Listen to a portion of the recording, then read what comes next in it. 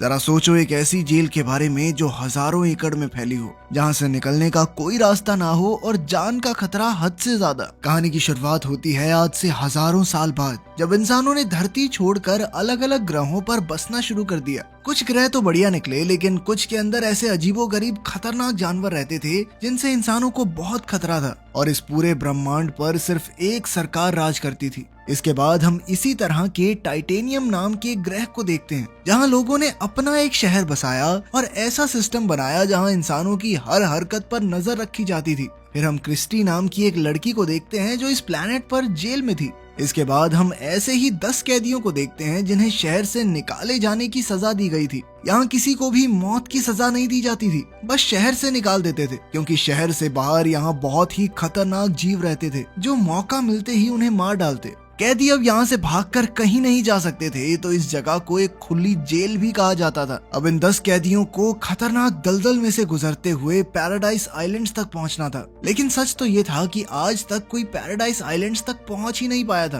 खैर, फिर कैप्टन सभी कैदियों को शहर की सरहद तक ले आया, जहां एक अदृश्य सुरक्षा कवच था। कैप्टन ने सुरक्षा कवच हटाते हुए अर्विन नाम के कैदी के सर से कपड़ा हटाया और फिर उन सब के लिए एक लोहे का बक्सा मंगवाया, जिसमें उनके काम की सारी चीजें थी। अब उनके पास यहाँ से निकलने के लिए 1 घंटे का टाइम था, वरना गार्ड्स उन्हें गोली मार देंगे। ये सुनकर एक औरत तो पागलों की तरह रोते हुए इधर उधर भागने लगी, तो क्रिस्टी ने जैसे तैसे उस औरत को शांत किया। इसके बाद वुल्फ नाम के कैदी ने कहा कि वो सबके बारे में जानना चाहता है। असल में वो खुद ब खुद सबका लीडर बनने की कोशिश कर रहा था, क्योंकि वो पहले भी इन दलदलों में जा चुका है। लेकिन तभी अचानक पेगन नाम का एक खतरनाक कीड़ा जमीन से बाहर आ गया और तुरंत अपने शिकार को लेकर जमीन में वापस चला गया। खैर, फिर क्रिस्टी ने कहा कि वो वुल्फ के साथ नहीं बल्कि अर्विन के साथ आगे बढ़ना चाहती है। तब अर्विन ने कहा कि भाई हमें बक्सा खोलकर चीजें आपस में बांट लेनी चाहिए, फिर अपने अपने रास्ते निकल जाएंगे। लेकिन बक्सा खुलते ही सब एक साथ टूट पड़े और अर्विन के हाथ सिर्फ एक चाकू लगा। तो अर्विन ने कहा कि सबको बराबर चीजें मिलनी चाहिए।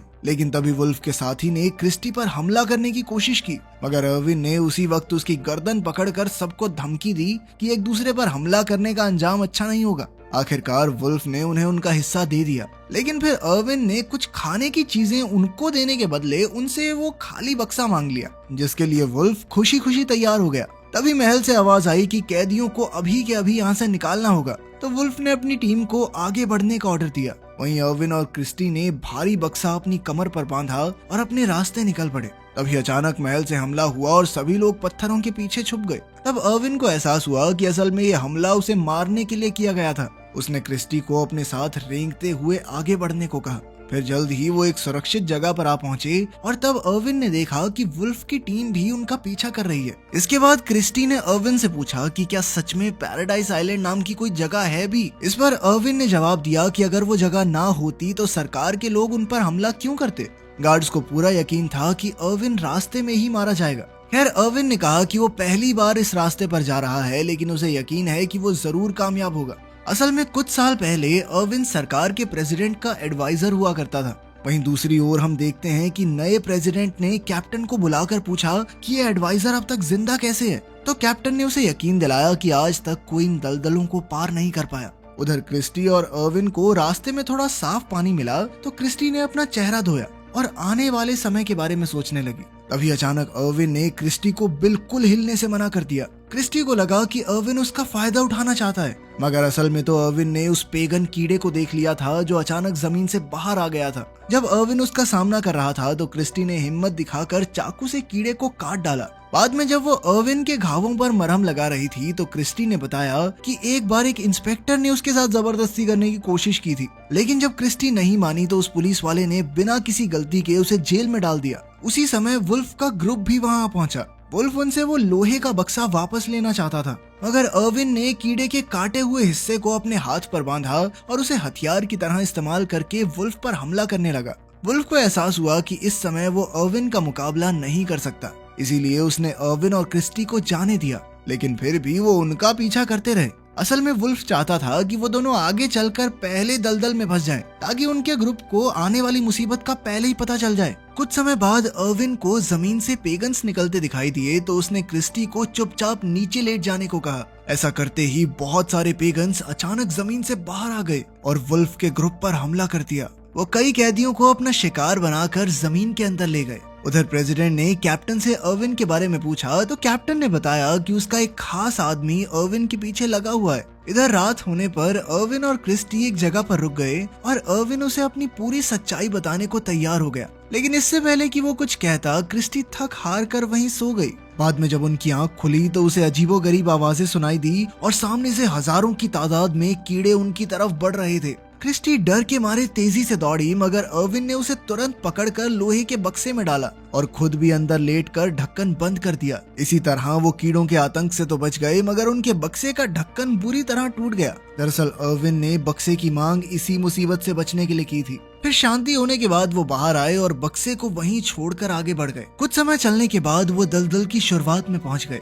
वहीं वुल्फ का पूरा ग्रुप भी उनका पीछा कर रहा था। लेला नाम की एक लड़की को लगा कि ऐसे तो अर्विन और क्रिस्टी ज्यादा आगे निकल जाएंगे, तो वो उनके पास पहुंचने के लिए तेजी से चलने लगी। तब वुल्फ उसे रोकने के लिए दौड़ा, मगर अचानक वो खुद ही दलदल में फंस गया। उसी वक्त लेला ने सबको बताया कि अर्विन असल में पिछले प्रेसिडेंट का एडवाइजर था और वो जानता है कि यहाँ से जिंदा बाहर कैसे निकलना है। फिर यान नाम के एक कैदी ने वुल्फ को बाहर निकाला। खैर रात होने पर अर्विन और क्रिस्टी एक जगह रुके और अर्विन ने उसे कच्चे मेंढक खिलाए। फिर उसने खुद ही क्रिस्टी को बताया कि वो पहले प्रेसिडेंट का एडवाइजर हुआ करता था, लेकिन वहाँ के सिस्टम का काला सच जब उसके सामने आया तो उसने आम लोगों के सामने उनका पर्दाफाश करने का फैसला किया। अब किसी को भी सीधे तौर पर मारना अलाउड नहीं था, तो सरकार ने उसे मरने के लिए इस दलदल में भेज दिया। लेकिन अर्विन यहाँ आने से पहले सिस्टम के अंदर एक ऐसा वायरस डाल के आया है जो एक खास कोड से बंद है और ये कोड उसके सिवा कोई नहीं जानता। अब जल्द ही सिस्टम ठप होने वाला है, कोई हथियार कोई कैमरा काम नहीं करेगा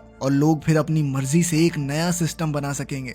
ये सब सुनकर क्रिस्टी ने कहा कि फिर तो सरकार के लोग हाथ धोकर उसके पीछे पड़ जाएंगे, मगर अर्विन ने कहा कि उसे पूरी उम्मीद है कि तब तक वो यहाँ से बचकर निकल जाएंगे। वहीं दूसरी ओर शहर में सरकार का सिस्टम ठप होना शुरू हो गया था। सबसे पहले कम्युनिकेशन सैटेलाइट्स ने काम करना बंद कर दिया। फिर अगली सुबह हम देखते हैं कि लेला और बाकी कैदी जो वुल्फ का ग्रुप छोड़कर आगे बढ़ गए थे, उनका सामना रास्ते में कुछ जंगली लोगों से हुआ। उनकी चीखें जब क्रिस्टी तक पहुंची तो वो दुखी होकर रोने लगी। वो उस इंसान को कोसने लगी जिसने ये सजा बनाई थी, लेकिन असल में किसी को ना मारकर यूं खुले में छोड़ देना अर्विन का ही आइडिया था। ये सुनकर क्रिस्टी को बहुत गुस्सा आया और वो रोते हुए अर्विन पर चिल्लाने लगी। उधर वुल्फ को पत्थरों के पीछे उसके ग्रुप के लोग छिपे हुए दिखाई दिए। तब अपनी जान बचाने के लिए लेला ने वुल्फ को बताया कि उसे प्रेसिडेंट के एडवाइजर को मारने का ऑफर मिला है। अगर उसने अर्विन को मार दिया तो सरकार का हेलीकॉप्टर उसे लेने आएगा। अब वुल्फ के दिमाग में एक आइडिया आया कि अगर वो लेला को ही खत्म कर दे तो सरकार शायद उसे भी ऑफर दे देगी।